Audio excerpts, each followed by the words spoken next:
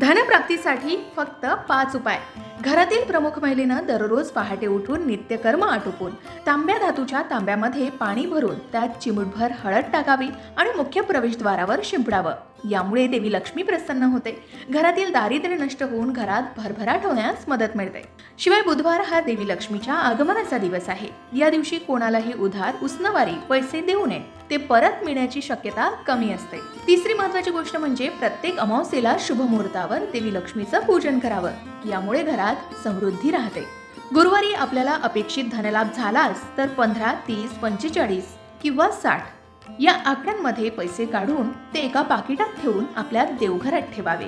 दुकानात, व्यवसायाच्या ठिकाणी जाताना घरातून बाहेर पडण्याआधी खिशात काहीतरी पैसे ठेवून निघावं. कर्जाची रक्कम परत करायची असेल तर मंगळवार हा दिवसच निवडावा.